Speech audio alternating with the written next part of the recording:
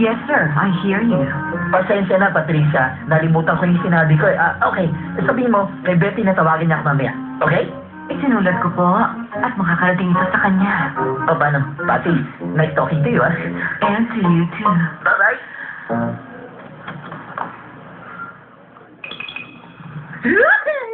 Sa wakas kinausap niya ako, ang ganda ng boses niya. Sino ba yun?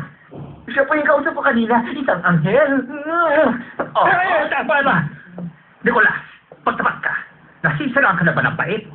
O baka naman nagda-drugs ka na dahil susubog sa mga magulang mo. Pupunta ako talaga sila. Naisip mo ba yun? Wala namang nasisiraan ng bait. Ako, hindi mangyayari yun sa akin. Kasi, sa mga oras na to, kaya lang ako nagkakaganito dahil nakausap ko na ang babae ng aking pinakamamahal. Mahal na mahal ko siya. Kasi naman, ang lahat ng narinig ko, pumasok dito sa ulo ko at paikot papunta sa puso ko. Nakakaya ka, bata ka. Babaero ka. Baliw, loko-loko. Maluwag ang tornilyo mo.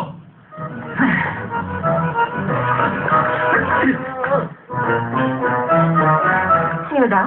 Isang Nicolas Mora. At siya raw ang manager ng Terra Moda. Familiar sa'yo, Marcy? Terra Moda? Terra Moda, Terra Moda. Wala akong maalala. Bakit daw? Tawagan daw siya ni Betty. Alam mo, mukhang malaking kumpanyang Terra Modang yon. Teka, sino yan? Si Adriana Arboleda? Siya nga, Marcy. Si Adriana Arboleda nga, hindi ka nagkakamali. Bakit nandito ang picture niya? Magandang tanong yan. Akin eh. Umalis na tayo, baka may makakita pa sa atin. Marcy, wait naman. Huwag mo sabihin siyang tumatawag parati kay Armando. Posible nga yan. Huwag kang gagalaw sa pwesto mo! Di ba sabi ko sa'yo, huwag kang gagalaw dyan? Oo. Ay, Betty, mabuti pa huwag ka nang gumastos ng malaki sa mga damit. Surgery na lang ang pagkagastosan mo. O ayan, Wilson, pakainin mo. Opo. Magpa-plastic surgery ka kung palaki ka ng boobs na tulad nito. Matutuwa ang boyfriend mo pa na ba? O kaya magpadagdag ka ng balakang para sa Mexican, yung tipong makakapagpatigil ka ng mga tao. Pwede rin naman na, pabawas ka ng galit para lumabas ang kurba mo. Palagay ka ng cleft chin, pablag ka ng buhok. Pero konti lang, pasig ka ng konti. Tinakol ako hindi mabaliw ang boyfriend mo sa'yo. Ay, loko, ano Maria? Ganyan kasi yung mga babae na naghahanap ng atensyon. Simple lang naman ako talaga. Huwag masyado masanay sa simple, baka pagsawaan ka. Teka, Wilson, Oo? hindi pa ba dumarating sila Freddy, ha? Hindi ko pa nakikita eh. Kapal mo, sa anak ko yan, ano? Ba't kinakain mo? Hinahanap po pa si Freddy, nandiyan naman yung alalay niya na kasing level ng utak niya. Naku, ma'am, matutuwa po kayo sa payment scheme na ino-offer namin ngayon. Madaling po kayo makakabayad dito. Yan bang mga telepono nyo dito ay mga office accident proof? Naitanong ko lang naman dahil iba na naman ang technology ng panahon natin, di ba? Kasi baka sakaling kunin sa kanya ito ng mga pangit na tao at itapon bigla sa bintana. Ay! Huwag ka matakot, mahal. Nagbibiro lang. Ang gusto ko lang ay may i-insure mo ang telepono laban sa masasamang nilalang. Tulad ng mga babaeng iniwan ng asawa. Gagamitin ko na, ha? Tatawagan ko na ang aming puputsuro. Teka, kailangan na bang tawagan ngayon, ha? Bakit? Iniisip ko sana na kumain muna tayo sa mamahaling restaurant. Makapagpektuhan ng konti tungkol sa mga buhay-buhay natin. Yun bang madalas natin ginagawa noon? Ikaw lang at ako. Yun ay kung natatandaan mo pang lahat. Oo naman, Freddy. Ako pa. Tanda ko pang mga yun. Gusto mo bang ulitin natin ang mga yun? Okay. Ano po, ma'am? Ay, ang ganda naman yan. Freddy, dahil ang sweet mo naman sa akin itong mga nakaraang araw, sa'yo na lang ang bag. Dahil ang gusto ko lagi, naaalala mo ako. Parati kitang naalala dahil nandito ka sa puso ko, sa utak ko, sa buhay ko. Tatandaan mo yun. Dahil mahal kita. Naghihintay na sa sasakyan, umalis na tayo. Hawakan mo ako sa kamay na Maraming salamat, kita. ha? Babaeng may magandang telepono. Ha? Miss Maganda, Ano yun? pakiusap huwag ka magseselos. Natuwa rin ako sa serbisyo mo. Ito ang aking card. Ako nga pala si Freddy Contreras at babalikan kita sa isang araw para mabigyan mo ko nung prepaid kit at pupunin natin ang mundo ng prepaid cards. Salamat. I'll keep it. Ay, tama lang naman yan. Iba naman ba? Sabay-sabay talaga kayong dumating ng late, ano? Bakit kaya hindi na lang kayo doon sa kantin magpalipas ng araw? Kasi wala kami dun matutulugan. Kaya nga bumalik kami dito dahil dito pwede. Parang ikaw, akala akala ng lahat nagtatrabaho ka ng maayos, pero huwag ka natutulog ka lang. At tumutulog pang labo ng buo, madali po ulo. Bakit? Hirap ka mag-isip, ha? No, hindi naman. Sobra ka. Sige lang, magchismisan lang kayong lahat dyan. Dahil ako na lang ang sasagot ang lahat ng tawag at huwag kayo magalala kayo kung mga trabaho nyo. Ay, talaga? At ano naman kayang trabaho namin ang pinakailaman mo naman ngayon? Sabi mo nga sa akin? Kaninong tawag ang sinagot mo habang kumakain kami doon? Ang telepono ng presidente dahil hindi tumitigil ang kakaring yun, no? At kailangan ko yung puntahan dahil ako naman ang naririnig sa kakaingay kanina pa. Naku, kawawa ka naman pala talaga. Nahaba ng tulog mo. Ikaw na ba ngayon ang sekretary ng presidente? Ang galing mo talaga. Talaga.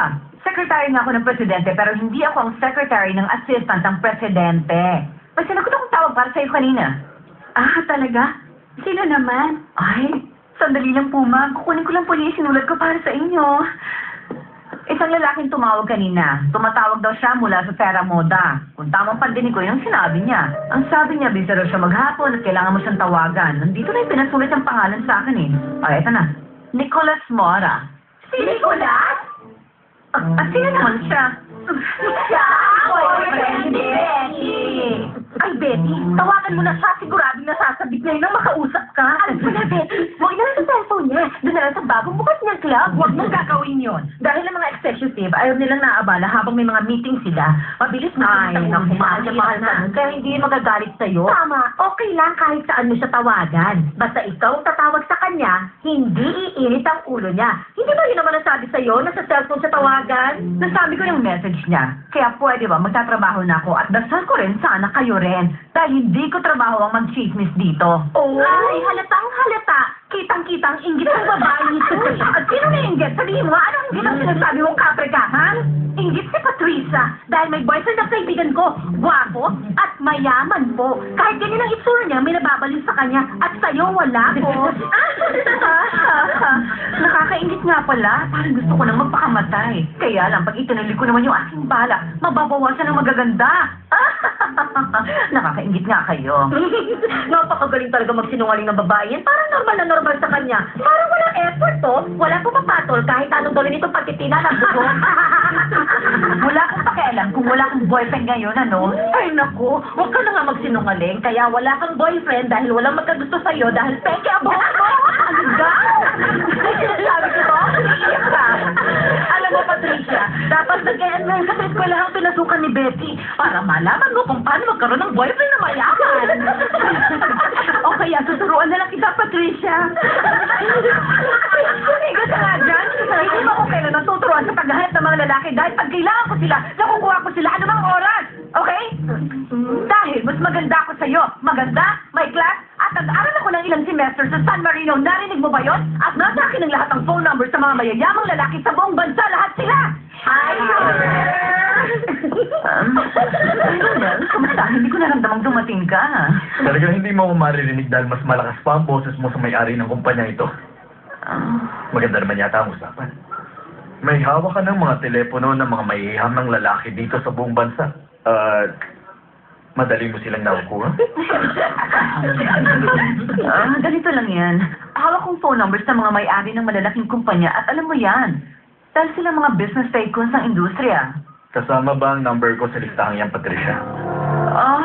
Oo naman. Bakit? At pagpitik mo lang, lumalabas na kami. Hi, Daniel. Usapan lang kasi ito ng mga babae. Pinamumukha kasi sa akin ng babaeng to na may boyfriend siyang mayaman at sa lahat ako pang pinagyayabangan niya. At sinasabi niya na dapat magpaturo ako sa kanya kung paano magkaroon ng boyfriend ay pagmamalaki ko. Kasi raw alam niya lahat tungkol sa lalaki at hindi ko kayang tanggapin yun, no? Hindi ganyan ang nangyari, Patricia. Huwag kang mag-alala, senyorita. Kung ako sa'yo, ipapalagay ko pa sa dyaryo na may boyfriend ka na. Baka nga hindi ka pa pagbayarin. Dahil matutuwa sila sa ibang balita. At ikaw naman, lahat kayo, hindi nakapagtatakan may boyfriend na ang isang ito. Habang ang ibang tao ay tatandang dala. Andiyan ba si Marcel? Oo, Daniel. Tawag ka po niya! Ang mga walang yang ko. Ay, mas walang iya ka kasi naglalaro ang mga lalaki. Narinig mo ba kanina si Mr. Valenza? Matandang dalaga. Katulad ng sinabi ko kanina, kailangan mo kumuha ng ilang unit sa klase ni Betty.